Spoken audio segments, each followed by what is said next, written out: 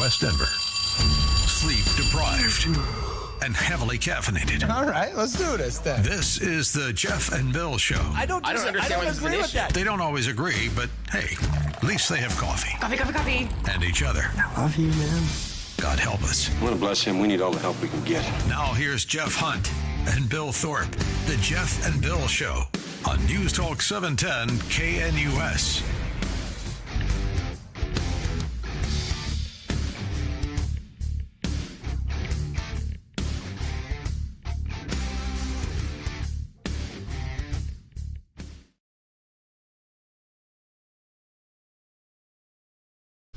Seven a.m. in the Mile High City on this Tuesday, July 15th, 2025. Good morning, Denver, Colorado. You've tuned in to the Jeff and Bill Show, News Talk 710 KNUS. I'm your co-host, Jeff Hunt, along with Bill Thorpe, bringing you the freshest insights, hottest takes from the right, left, and center. A little bit later in this hour, we're going to be joined by Rory O'Neill, NBC News national correspondent. Drones are proving to be the key to winning wars on the battlefield. The United States makes hardly any. National correspondent Rory O'Neill will take a look at who's manufacturing the unarmed aircraft and what's being done to correct the imbalance. Did you ever see that movie where Morgan Freeman is the president and Gerard Butler is the Secret Service agent that protects him, and they just send like a ton of explosive drones? Yeah, I remember that. Yeah. That was one of those moments where I went, oh man. Yeah, Angel has fallen. Thank you, John Corbliss. Yes, thank you, John. Angel has fallen. That was one of those moments where I go, whoa, you could really win a war with these things because they're small and they're cheap and you just send a whole bunch of them. You just flood the scenario, the battlefield with them. Yeah, the scary thing is what you can do based on the drones and what you can do with spy technology. That's real spooky. I don't want to derail the conversation, but someday we'll have to talk about some of the stuff the Chinese are doing right now with spy tech that I read over the weekend. Scary stuff. Well, I know that they can basically use your Wi-Fi router to map out your house and listen to you. Even better. The study that I was reading had to do with, it started with microtechnology. And so they were looking at some of the microprocessors that China has been able to create in the spy realm, and they're getting smaller and smaller and smaller. And the experiments they're doing right now are on bees. Sounds weird, but drones, huh? Yeah, what they're doing is they're attaching small cameras to them, and these microprocessors allow them to steer the bees. So imagine that. You want to talk about cool. You want to talk about flying a drone over a military installation? I'm going to attack you with my bees. No, just release a few bees and let the bees fly around the military installation. What are you going to do? Yeah. How do you stop them from getting the ventilation? How do you stop them from getting inside the ventilation system? The explosions, no, but the idea is the cameras. Yeah. The cameras. What do you do? Yeah, it was scary as far as what they had the ability to do. It was kind of crazy. And again, it's not necessarily mind control, but what it is you can create electrical impulses that tell the bee to turn left, right, up, down, etc. So that's basically what it is you're just circumnavigating I find that really cool. Their nervous system. There was a video of, this was, I think, Cherry Creek school districts or maybe Aurora school districts where they used drones. Yeah. To confront, this was a training scenario. Let me remind you all this. Training scenario. But they used drones to confront a school shooter. Oh, yeah, that would be smart. So they put those in the building to figure out where the school shooter was. Yeah. I mean, it's just amazing how this has changed. I ran an ad agency 15 years ago, and we had a drone, and it was basically just used for like aerial shots. Yeah. Now they're flying them into buildings and all that cool stuff. Have you seen any of those videos where they're coming from the Ukraine battlefield? Yeah. And they're drones, and they just fly them into like trucks and stuff? Yeah. And one exploded, and it had munitions and sent a munition through a North Korean. Yeah. I don't know if you've seen that video. I haven't seen that specific video, but yeah, I've seen some of the drone videos. And it is, if you just load them with explosives, what are you going to do? How do you stop it? I mean, and the scary part about this, and I don't want to go back to things that happened like, in Pearl Harbor, but that makes something like Pearl Harbor infinitely more possible with a lot of explosive laden drones. Makes it really easy to do something like that. And then we talked about both Israel and Ukraine have used the drones in the hidden truck trick, where they bring in a semi and then it has a false top on it. And then you just got to get it behind the line to just park it there. Nobody knows what the truck's doing. And then you just drop the top of it. And then there go the drones. And you control them from somewhere else. Yeah. And take off. Yeah, this can get scary. Absolutely. Just coming in on this as well.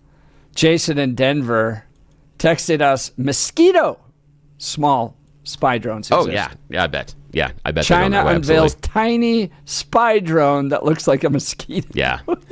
Oh, yeah, absolutely. I find these pretty cool. I understand the threat of them, but what was that movie with Tom Cruise? Minority Report. Oh, yeah. Where the little spiders go into the house stuff. Yep. Yeah. And then read your eyeball. Yeah, and read you. Yeah, that sounds great. That's what we need. Eyeball reading drones. That's fantastic. Look what we've done this morning. Look where we've gone. And we're going to get it. We're a bunch of middle school boys talking about drone military warfare. It's all about toys. It's these electronic toys. That's all it is. And the fact that they're remote control, like our remote control cars or planes, is part of the fun. I mean, I hate to say it, but that is part of the fun. No, it is. It's amazing. Absolutely. And imagine one guy, I feel like one guy could just be like, here are my B drones. Oh, yeah. Oh, exactly. Exactly. So amazing. All right, we'll get to this and more. Plus, KFC launching bold nationwide comeback plan with free chicken buckets. Will anybody notice? Right. Just and curious. Who's your favorite chicken? Yeah, we'll talk about place? that. We'll get into that. You're listening to Jeff and Bill. Let's get on to some news and comment with Mr. Blake Olson. Blake Olson. Blake Olson, news and comment.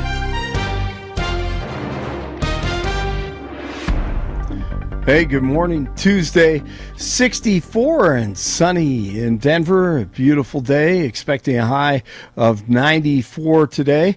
This portion of the news sponsored by Pastor Camp Heating and Air Conditioning at 303-777-1234 to learn more about special savings opportunities on Lennox equipment.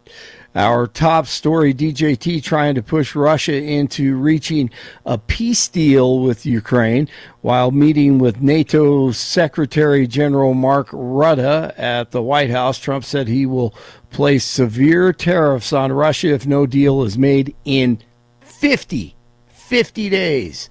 That's 5-0. Remember that, Russia. Trump also announced a new deal to sell top-of-the-line weaponry to NATO, including defensive Patriot missiles meant for distribution in Ukraine.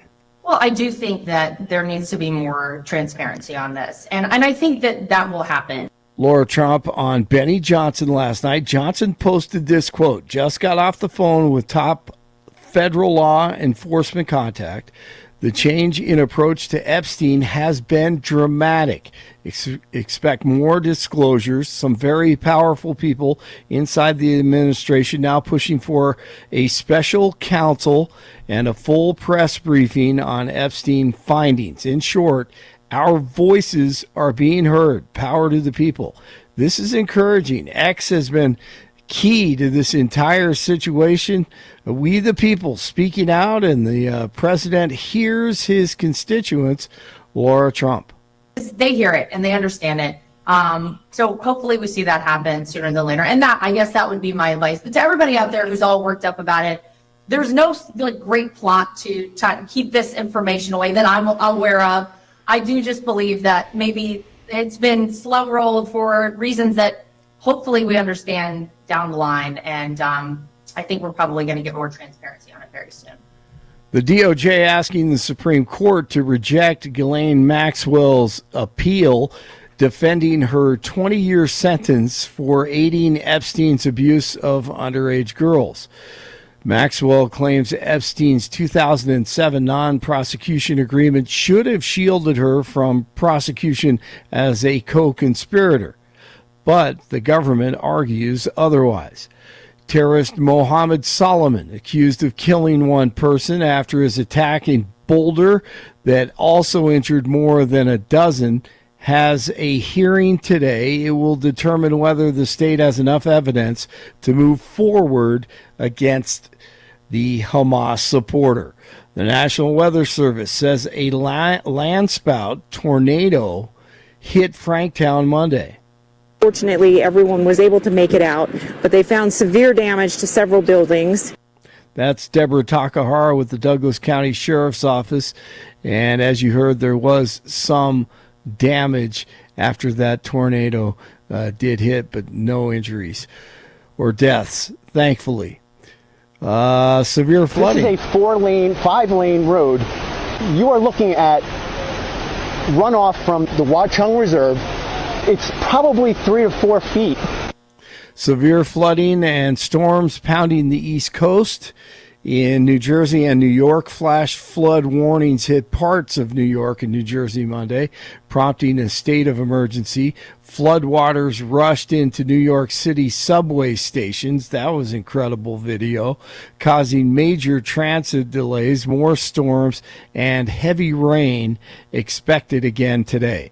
Meanwhile, in central Texas, they continue to get pummeled with rain, hampering recovery efforts in the flood-ravaged Texas Hill Country. An Oklahoma man is dead from a water buffalo attack. Emergency crews were called to a scene on Friday after Brad McMichael was attacked. McMichael, who had just purchased the water buffalo the day before, can you imagine this, died from his injuries. Incredible. A water buffalo in Oklahoma? Yeah, and I honestly haven't had a chance to look and see if they had any photos of it, but yeah, in Oklahoma, I don't know how much it weighed. I don't know what age it was. Aren't those the things that are like on the Sahara and I thought so. Or out in the jungles of Africa? A water buffalo? But here's what I learned about Oklahoma. Remember what was that tiger? What was the Tiger King? Tiger King. Once I saw that, I'm like, oh my God, anything's possible. There could be elephants. I mean, shoot, there's one of those wildlife sanctuaries on 76 near Hudson. So I guess you can, I guess you can have any type of animal anywhere almost. I mean, zoos do it, but yeah, water buffalo in Oklahoma. He died doing what he loved. Yes, Family he shares did. Story of man tragically killed by 2 water buffalo. Jeez. My goodness, man. What a way to go out. 64 in Centennial, 61 in Superior, 64 in Denver. Jeff and Billy continue. For me, I find that very acidic. That's a mermaid? Yeah. I didn't it's a know mermaid. that. Yeah, it's a mermaid. She used to be topless. It comes from Moby Dick. Thank God for Billy. Blake Olson, News Talk 710 KNUS. Your KNUS forecast for the Denver metro area keeps temperatures hot and above average today, low to mid-90s. Canadian cold front, though, arrives overnight. Wednesday and Thursday's highs stay in the mid and upper 80s. Few hit-and-miss storms today, scattered heavy showers and strong thunderstorms on Wednesday and potentially Thursday, trending hotter and mostly dry Friday and this weekend. Weather is a service of L&L Heating and Air Conditioning. For quick, trustworthy, and dependable service, call L&L Heating and Air Conditioning at 720-851-1691. Visit them online at bestdenverhvac.com. That's bestdenverhvac.com. You'll be comfortable with L&L. I'm meteorologist Mark Huer in the 710 KNUS Weather Center.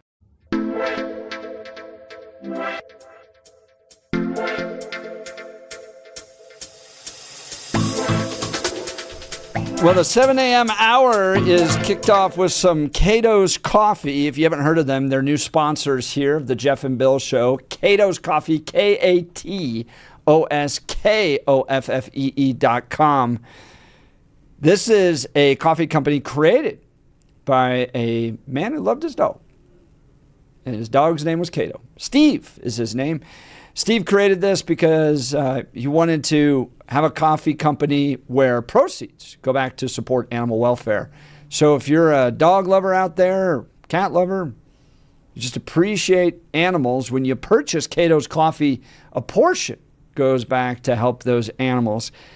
And I think we're in a Peruvian blend this morning, Bill. And it's providing the necessary energy because that 6 o'clock hour was spicy. Yes, it was. And I think we've got the cowboy blend that is coming up later this morning. So I'm curious about that Anything one. But with cowboy. Got to try this one because, again, the Peruvian blend for me, it's weird because I can be so visual, but the flavor sits in the middle part of my tongue, and it's very bold when it starts off, but then doesn't dominate. So it's got a nice coffee flavor forward as you start with it, but then it really dissipates quickly, finishes off very smooth, and for me, it's a lack of acidity. That's been the real surprising part that I have found with Cato's coffee so far that I'm really liking is, okay, gotta be honest, we were talking about it last hour, that the place that has the mermaid is the logo. I find their coffee to be very acidic. Now, it could just be my personal taste. I can't drink it. Yeah. I don't like it at all. I can't drink it without putting stuff in it, which is probably why they make it into milkshakes, because you try to do that stuff black, and it's like... It sits in the back of my tongue. I'm with you 100%. It tastes almost metallic at times. Yeah. I just don't like it. And so, I've always got to put stuff in it if I'm doing that thing, and I don't like going there. But this is one that finishes very smooth. There's no real bitter aftertaste. The way that this cup of coffee with their Peruvian blend from Cato's Coffee comes off is absolutely fantastic. If you're not a fan of the breakfast blends because you think it's a little bit softer and you're looking for something that really kind of has that, I'm coffee, pay attention to me. The Peruvian blend starts with that, but then finishes off a little smaller, not like the robust blends, those dark blends that kind of dominate your entire palate. This comes in the first part of the tongue, very flavor forward, sits there. It's got a wonderful taste, but it is the finish of Cato's coffee that is really selling me on it. It's the fact that it's not acidic at all. The aftertaste isn't there. How many times, you know how it is, you're doing the aftertaste and you're having I got to have another drink of coffee because I got to get rid of this aftertaste. You have the metallic in the sides of your tongue. Do you feel me? This doesn't have that. This is absolutely fantastic. This is one of the best coffees I've had. You got to try them out. Cato's If coffee's not your thing, try their delicious teas. You can also shop online for merchandise and even find something for you and your furry friend. Upgrade your morning ritual with Cato's Coffee. Visit KATOSKOFFEE.com. Cato's Coffee. Find something to suit your taste today. And if you use the code JeffandBill10 at checkout, you'll get a 10% discount on your order. Use the code JeffandBill10 at checkout for a 10% discount on your order. Cato's Coffee. KATOSKOFFEE.com. So speaking of food, saw this, Bill. Yeah.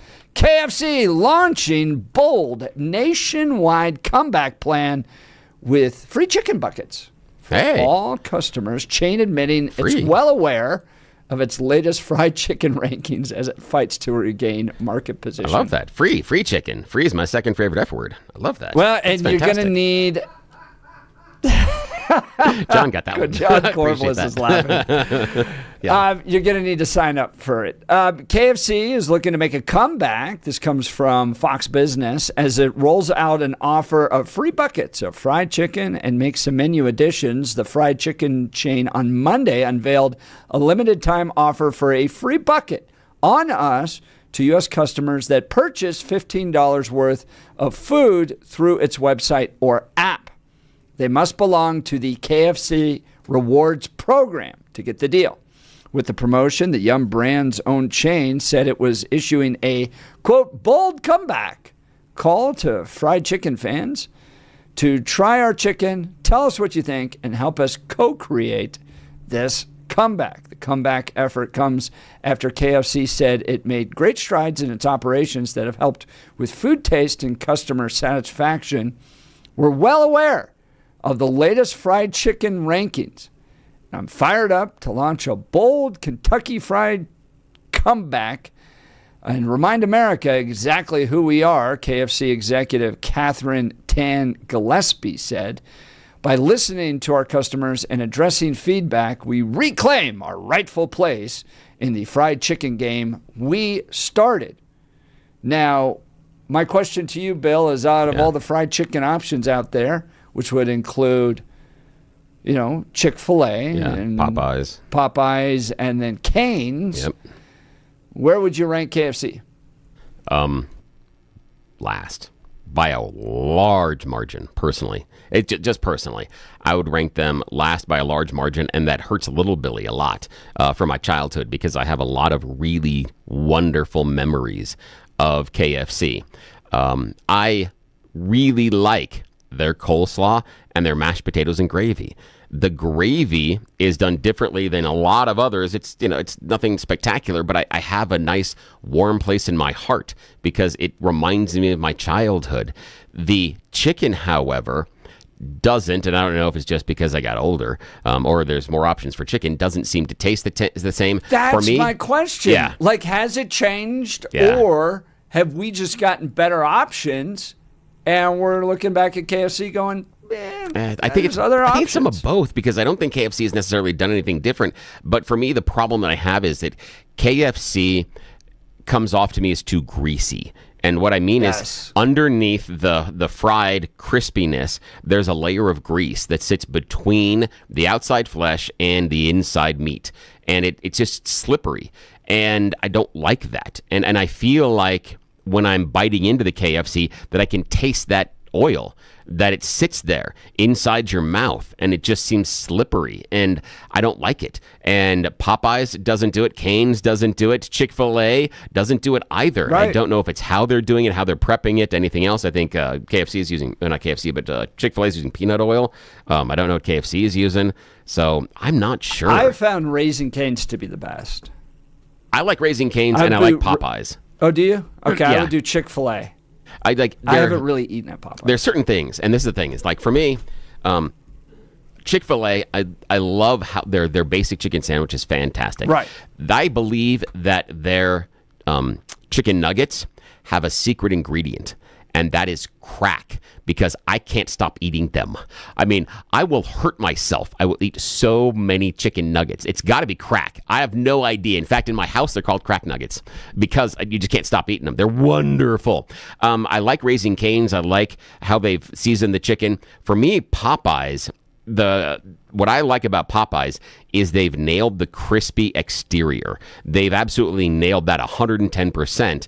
And it's exactly the right amount of spices, the right amount of flavor, and it also hangs on to the chicken, unlike some other brands out there where I feel like I bite into the chicken and I take the entire piece of skin off with a little tiny bit of the meat in the inside, and now I've got naked chicken the rest of the time, and I got to decide am I going to eat this big giant piece of crispy flesh. So yeah, now it sounds like some sort of like OMG, zombie. You're making me gag.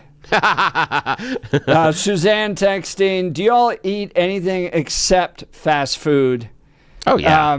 And if only, Bill. Yeah. If only we had a 12-year-old boy. Oh, if only. Yes. That would speak into this conversation. If only. Because they are the target demographic, right? Yes. Right? Of Chick-fil-A, of Popeyes, of Cane's. Oh, lo and behold, live in studio, my son Steven joining me this morning. Wanted to get up, be a part of the show. That's wonderful. All right, Steve. So you've eaten. I think you've eaten Cane's. I think you've eaten Kentucky Fried Chicken and Chick-fil-A. I don't think you've eaten Popeyes. All right. Out of those four, which is your favorite? Chick-fil-A. Chick-fil-A. Why do you like Chick-fil-A better? Because it just has better chicken, I guess. There you go. All right, so Kentucky Fried Chicken, are you a big fan of? Not really. Really? So now, why? There you go. What is it? What is it you don't like it? about it? Why do you prefer the one over the other? The one just tastes better. Yeah. You don't really like eating chicken on the bone either, do you? Yeah, I think that's part of the issue. Raising Cane's, Chick-fil-A, all that. Well, if you missed the headline, KFC launching a bold nationwide comeback plan with free chicken buckets for all customers. The chain admitting it's well aware of its latest fried chicken rankings. We got Dwayne on this one too. Yeah, he's on this one. And I think part of it was also KFC did this whole thing. Hey, you want chicken? We're going to take chicken and put it with potatoes and a bunch of other crap in a bowl. Eat it, you filthy animal. Oh, and then we're going to make a sandwich, except the bread is going to be chicken. Eat it. Eat it. Eat it. Stuff it down your throat. Yeah, I think that was part of the problem, the marketing Let's issues. go to Dwayne and Divide. Good morning, Dwayne. You're on with Jeff and Bill. Morning. Yes, And good Steven. morning, And Steven's here, gentlemen. too. Oh, hi, Steve. Are you doing everything you're supposed to? Have they taken the clamps off and said it's okay to talk on the microphone? I hope so. Yes. I really do. Say hello to Dwayne. Hi, Dwayne. Oh, my goodness. I don't want to corrupt the youth. I already have one that I'm corrupting as it is. All right, chicken flavors. The reason why KFC is in the dumps is because of the fact that the little young man and I went one night, and he was like, I don't want to eat a burger. I said, fine. We went to Kentucky Fried Chicken, ordered 10 tenders, and I wanted $25. Whoa. I was like, excuse me? I was 10 like, just tenders 10 for $25? Yeah, and I said, no, I don't want fries, a drink, or, a Cadillac. I just want to get 10 tenders. And the guy goes, $25, sir. And I said, throw them away. I'm not buying them at that price. So, I mean, I could go home, cut them, and make them quick enough. And the oils make a world of difference. Peanut oil is the way to go as far as doing any deep frying. And whatever happened to the cookbook you guys were talking about? I have videos. I have 3 things ready to go, before, during, prep, and after, and nothing. We're working on that one. That's been kind of set aside for a while, but we'll have to revisit that one. Yeah, We've got some other do. stuff. Yeah, we've been focusing on That was the some other Farmers stuff behind the Bureau, scenes. right? Yeah, and we should absolutely do that one. And here's the thing, Dwayne, why do you think that KFC is trying to charge so much for their chicken, but now also trying to reinvent it? I mean, they're charging you the other night $25 for 10 tenders, but now in order to bring you back, they'll give you an entire free bucket of chicken. Does that sound like a great deal? Why do you think they're doing that? Well, anything to get people through the door, and taste is going to be what wins people over. They do a pressurized deep fry. So it's it's kind of like a pressure cooker. So when they put it in there, it's done that way, which was unique for so long until you could sit there and buy those out on the open. But Kentucky Fried Chicken had patented that by putting it in, and then with the pressure cooker fryer aspect, that's how they got the chicken. That's why you get that nifty oily taste on the inside. So that's what causes that to go on.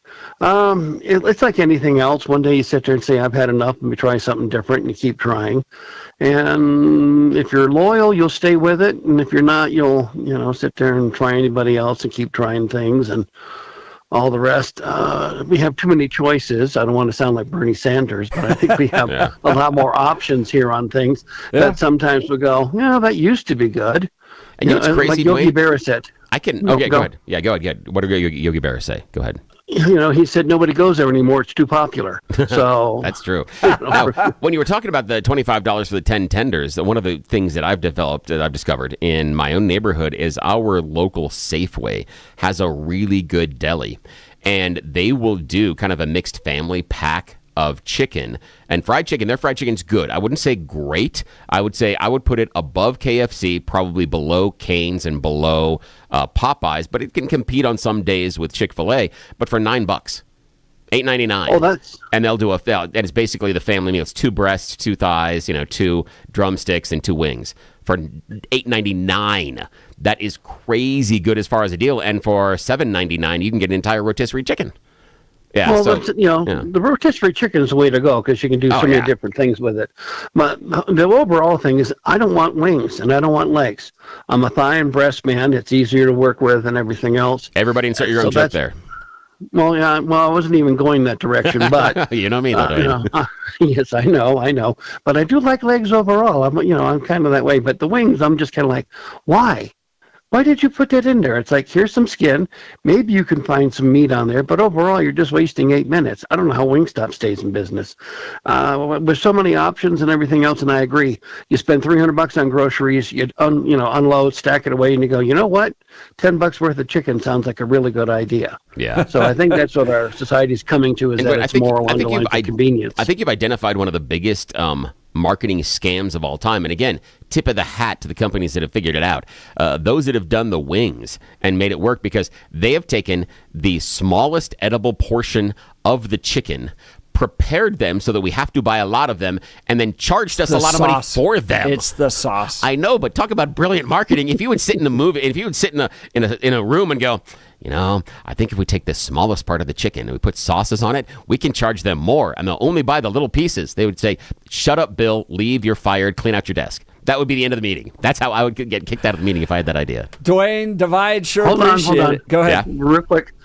McDonald's about 14 years ago bought 300 tons of chicken wings to sit there and sell during their time period. 300 tons. That caused an entire chicken futures market to absolutely go ballistic with things because they had taken every wing from Wingstop and everybody else to sit there and put it into their little boxes and everything a few years ago.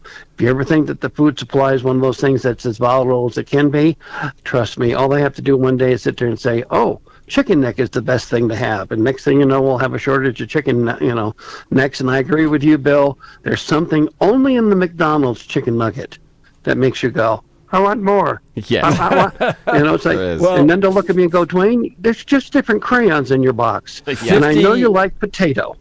5309 texting in. Oh, so close, Bill and Dwayne. The secret ingredient is cracotine.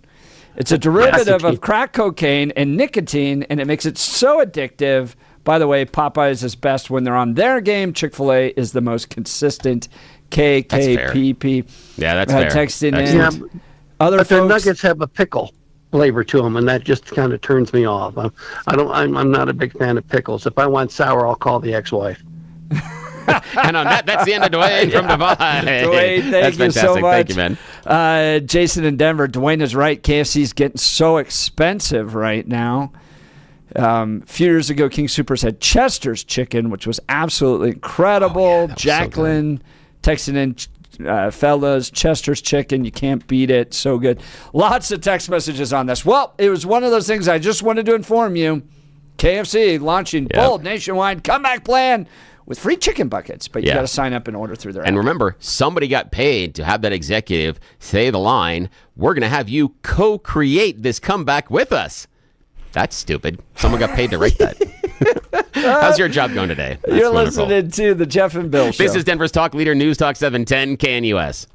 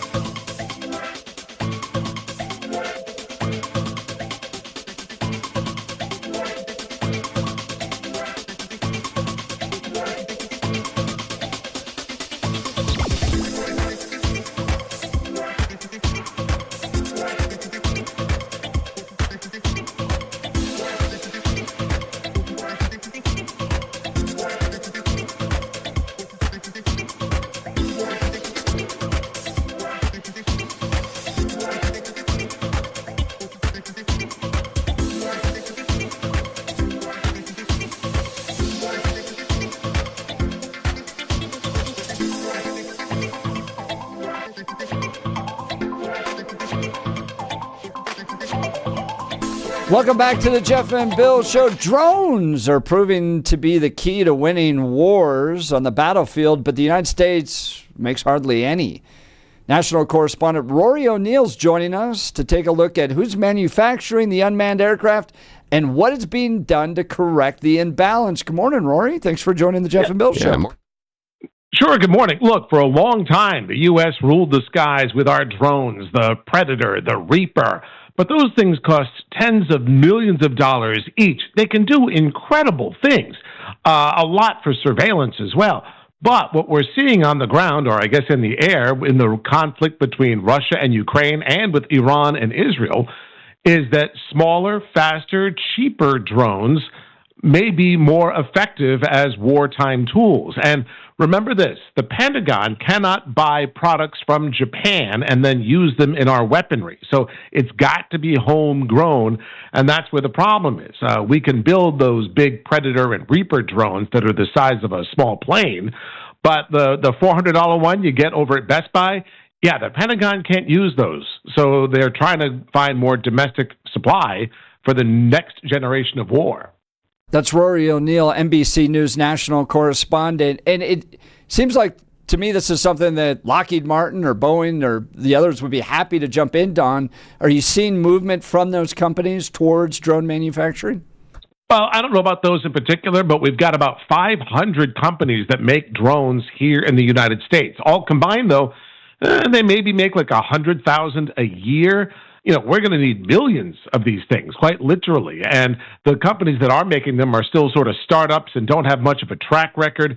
You know, a lot of them, you don't know if they're going to be in business 6 months from now. So there was a recent event that the Defense Department held up in Alaska. For 4 days, they brought up a bunch of drone makers and said, all right, show us what you got. It was a lot of hype. Not a lot of delivered, but the New York Times went along for the ride and got an interesting show. And we need to make some pretty rapid investments to get this technology off the ground. Who is winning this battle for drone creation? Is China, Russia, UK, NATO? Are they all in the business? And how do we compare to some of those other countries? Well, keep in mind, there's one company out of China, DJI. They're in Shenzhen, China. They make about 70% of all commercial drones around the world, either for hobbies or industrial use or photography, even for weather research and package delivery. All come from one company, 70%, I should say. So what we're seeing in Ukraine is that they're buying those kinds of parts and those kinds of drones, and they're obviously making modifications to them to turn them into weapons. And it's done for, what, $300-400 a pop, which Ukraine can afford. And the idea is, well, launch 100 of them. If 2 get through, mission accomplished, and it still didn't cost us all that much money. And they're making incredible technical advancements in the field with these drones by Ukraine, and really they've been one of the most effective tools at keeping Russia from completing the invasion of Ukraine.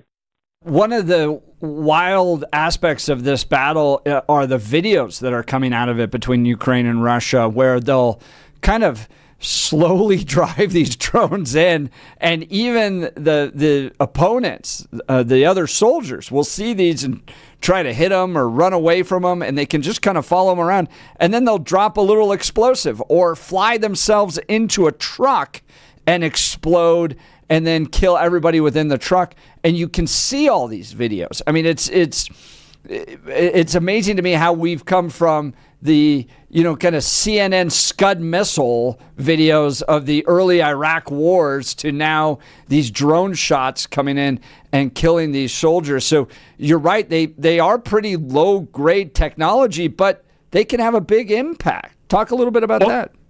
Yeah, and they're great, as you mentioned, for propaganda. It really can boost morale if you see a Ukrainian drone taking out some big Russian tank.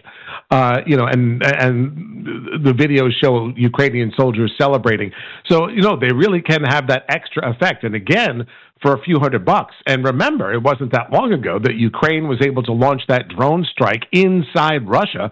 Remember, they put all the drones inside those trailers and then unleashed them on like the Russian military bases, and they took out a lot of the bombers that Russia had, and they had no time to respond because these drones were taking off from a few hundred yards away and able to deliver their munitions in so quickly that Russia had no time to react. So, yeah, the warfare is changing, and the idea here behind the story from the New York Times is that right now, U.S. drone technology is not keeping up.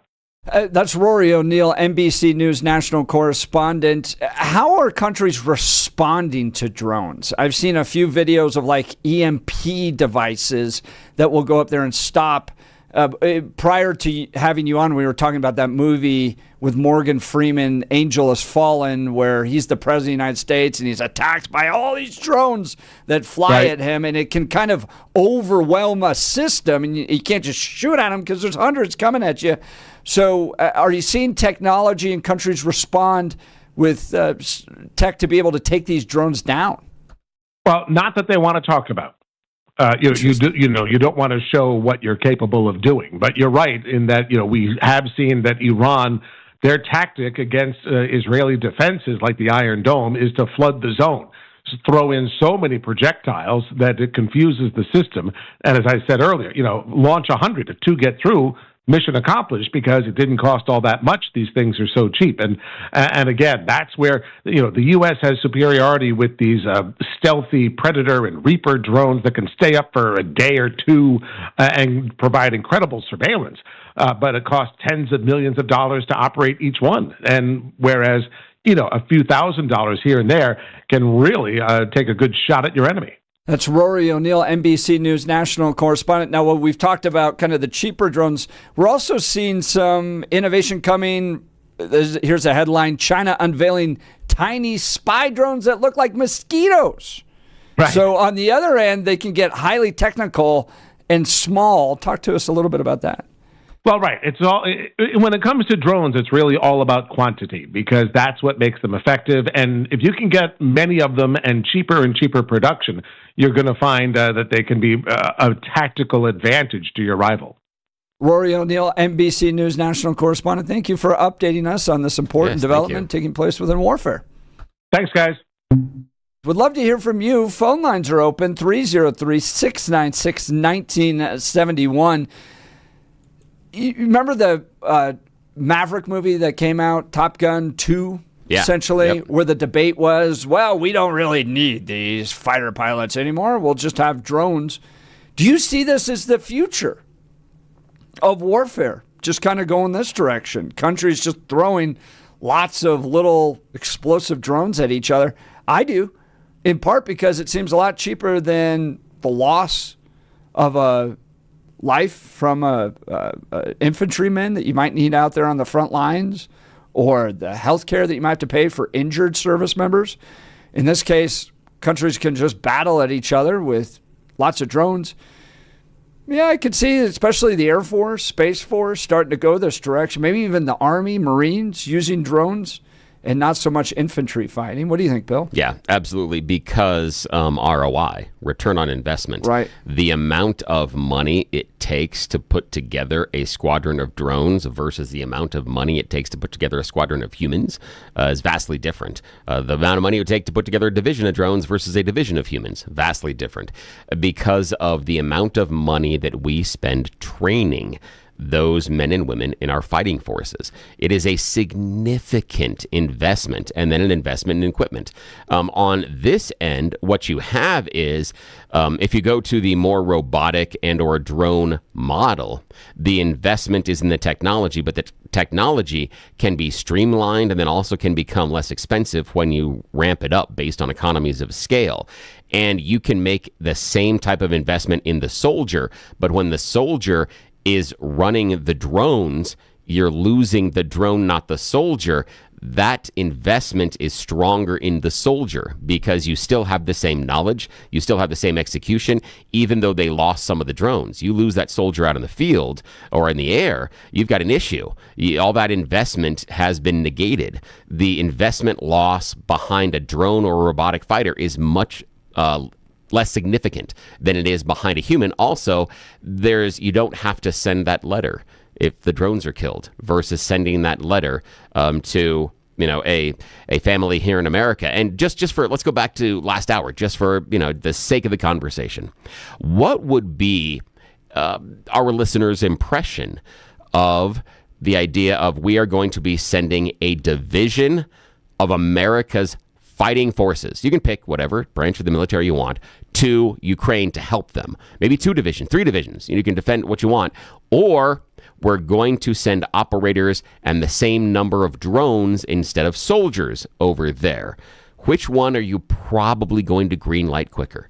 You're probably going to green light the drones, simply because it means less likelihood of American blood being spilt on foreign soil. I agree That'll be with the you win. on that. That'll be the win. 7586. Drones are already in use by for-profit contractors. 1514 texting in, drones are a fad, guys. You don't see Tomahawk missiles that can be defeated with rotor wash. Physics will win every time on this battle. So are they essentially saying they're just too small to really make big impact? Here's the thing, is the idea that, no, you can't defend them against Tomahawk missiles, but again, the investment of a Tomahawk missile and the execution of firing it, that's a greater price tag than a bunch of drones. And it depends on what your operational capabilities and what you're trying to do. Because as Roy O'Neill pointed out, that if you're trying to penetrate Israel's Iron Dome, the more cost-effective way is dozens and dozens and dozens and dozens of drones rather than dozens of missiles. It's just because the numbers you're trying to flood the system. So in certain tactical areas, this makes a lot of sense. George Brockler texting in, for your information, guys, AI-controlled lethal drones would be a violation of the law of armed combat. Yeah, the AI side of things. Yeah, fascinating. Yep, and that's why you've got to sit there, and it would be a human, because the human has to make that decision. So you couldn't necessarily have the AI take over it, but that's the direction we'd be going. But that's with Skynet. And the robots that'll take Yes, because again, and once the AI says, "Ooh, I can have all these toys," maybe I won't listen to the humans anymore. Yeah. All right, we'll continue. Phone lines are open. Give us a call if you'd like to join the conversation. 303-696-1971. Text us on the Dan Caplis Law text line at 720-819-5115. You're listening to The Jeff and Bill Show. This is Denver's talk leader, News Talk 710 KNUS.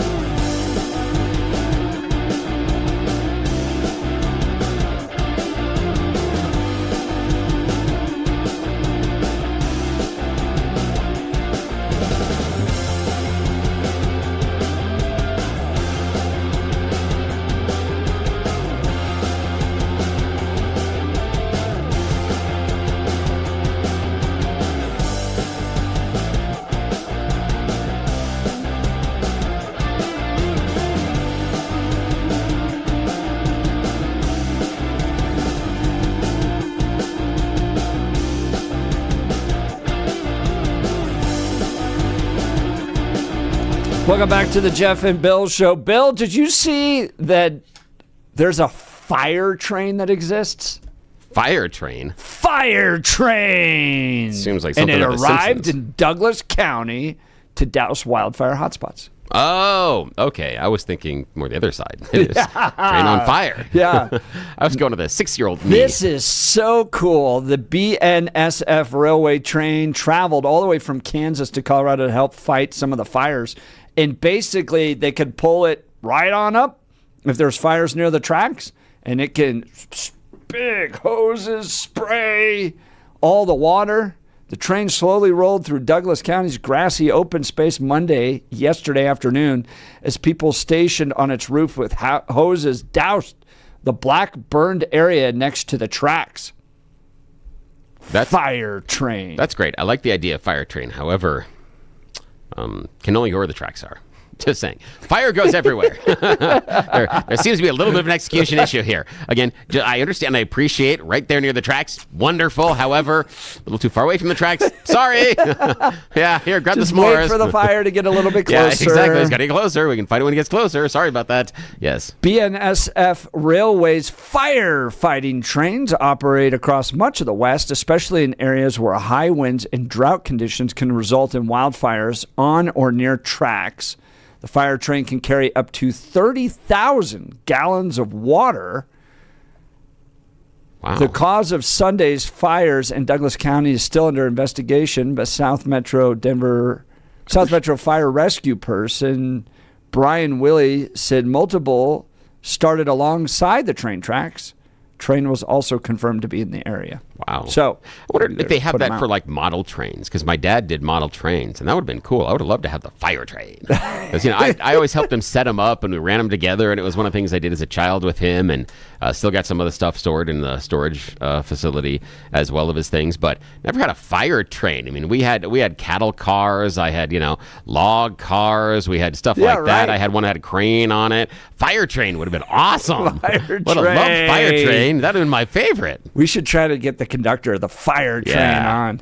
And he has to introduce himself that way. Hi, I'm John Smith, conductor of the fire train. 0459, guys, you should combine the last few hours, drone delivery and KFC buckets. Yes, with a fire train. Yes.